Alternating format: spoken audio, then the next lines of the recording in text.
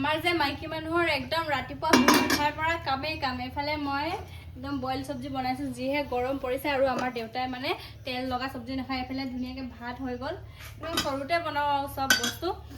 এফালে আমাৰ পটল আৰু আলু ভাজিছোঁ ইমান ধুনীয়াকৈ, অকণমান বনাইছোঁ, বেছি হ'লে খাব মন নাযায়, একদম জুইত পকোনে জিকু হৈ গৈছোঁ। আৰু এইফালে গেছত অকণমান দালি বহাই দিছোঁ, জিকাৰ লগত চাওকচোন কিমান ধুনীয়াকৈ হৈছে।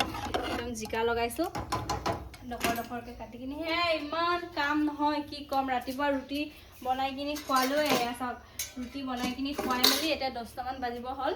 ভাত চব্জি ৰেডি কৰিছোঁ একদম গৰমত, জুই কাষত গৰম লৈ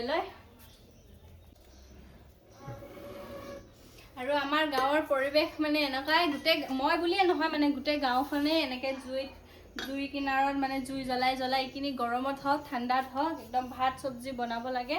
আৰু খৰি ফালি খৰি একদম বিচাৰি ফালি জুই ফুৰাব লাগে। গেছটো আমাৰ আনো যদিও গেছ খতম হ'ব বুলি একদম বহুত কম মানে বনোৱা হয়। কেতিয়াবা চাহ বনোৱা হয়, নহ'লে কেতিয়াবা কুকাৰত দালিটো বনোৱা হয়। এনেকৈ আমি গেছ ইমান ব্যৱহাৰেই নকৰোঁ।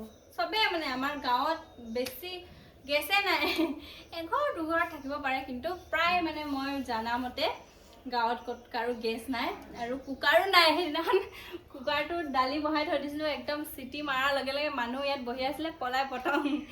আমাৰ গাঁৱৰ মানুহখিনি মানে কুকাৰো ইমান ইউজ নকৰে যে, সেইকাৰণে কুকাৰৰ কথা ইমান নাজানে।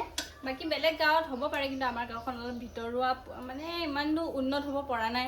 লাহে লাহে দলংখন হ'লে হয়তো উন্নত হ'ব। আৰু কথা কওঁতে মোৰ চব্জি হৈছে আৰু দেউতাৰ কাৰণে ধুনীয়াকৈ বনাই দিছোঁ। আৰু আমাৰ মানে বেলেগ চব্জি শাক বনাবলগীয়া হয়। মাৰ যে থাইৰইড বেমাৰ আছে, মাৰ কাৰণে বেলেগ, আৰু দেউতাৰ চুগাৰ আৰু কিবাকিবি থকাৰ কাৰণে তেল খাব এৰিলে, দেউতাৰ কাৰণে বেলেগ আৰু আমাৰ কাৰণেও বেলেগ বনাব লাগে। গৰমত যে 3-4 জাত চব্জি কিমান যে বেলেগ বনাবলগীয়া হয়, কি ক'ম আপোনালোকক। মোৰ মানে জ্বলো নে পকো, আকৌ ঘৰৰ ভিতৰৰ কামখিনি, ৰুম মিলোৱা, একদম পানী আকৌ আমাৰ এইফালে ফিল্টাৰ দিব লাগে, পানীও আইৰণ হয় একদম। এই কলহকেইটাত পানী বুকি বাহিৰৰ পৰা ইয়াত ফিল্টাৰ কৰিবলগীয়া হয়। পানীও আমাৰ ইয়াত ঠিক নাই, বহুতখিনি কাম কৰিব লগা হয়। টাউনত থকাবিলাকে হয়তো একদম ঘৰতেই বহি গেছতে বনাবলগীয়া হয়। আমাৰ কিন্তু নহয় এনেকুৱা, জুইত একদম ফুৱাই বনাবলগীয়া। আৰু চব্জিখিনিও হৈ গ'ল, কথা কওঁতে চব্জিখিনি নমাই লওঁ, ইমান গৰম নহয়। এতিয়া মোৰ ভাত চব্জি ৰেডি। আৰু এইফালে ৰ'দটো চাওকচোন, কিমান বেছি ৰ'দ দিছে, গৰম কিমান পৰিছে, কি ক'ম। গৰমৰ কথা মাথা ঘূৰাই, পাকঘৰত সোমালে মানে। বাহিৰতো থাকিব নোৱাৰোঁ, ভিতৰতো থাকিব নোৱাৰোঁ। এইফালে আমাৰ দাদাৰ ছোৱালীজনী একদম আহি কিনি ৰখি আছে মই ব্লগ বনোৱা দেখি কিনি। হ'ব বাবে